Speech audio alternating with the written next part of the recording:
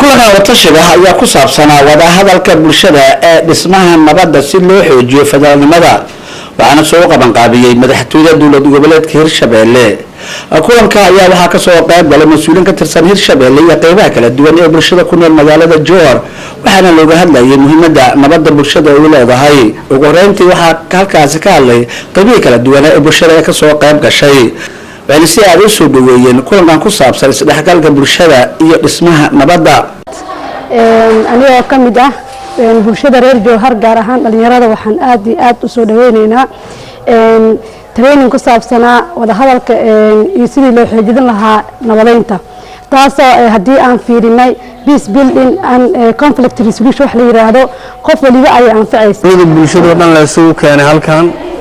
guddiga dhaqanka odayaasha iyo haweenka dhalinyarada muxuu ahay dhammaan ururada bulshada halkan degmada Jowhar ka dhisan halkaan isku yimaadeen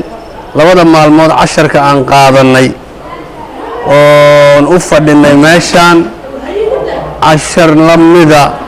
mabana soo marinaa ma dhigi karaabo waxaana halkaas ka la gudoomiyaha degmada Jowhar Ismaan Maxamed Muqtaar Ismaan Baari wuxuu bulshada ku booriyay in ay ka qayb qaataan ismaha nabadda barnaamij oo laga doodayo oo bulshada doodal dhaxdhigayo runtii aad aan soo dhaweynaynaa sida uu u sheegay la taliyaha madaxweynaha ku-xigeenka run ahaantii bulshadeena waa ku faanaynaa weliba waa xadaari reer Jowhar waa xadaari ugu dambeyntii goobta waxaa ka hadlay Cabdirasaaq Umar Bood oo ah la taliyaha madaxweynaha ku-xigeenka Hirshabelle wuxuu si aad u faahfaahiyay dadaaladii loo soo maray wada hadalkaani bulshada isku dhexgalayso laguna xoojinayo maanta howlahan waxaan wadnay dhowrkii maalin la soo dhaafay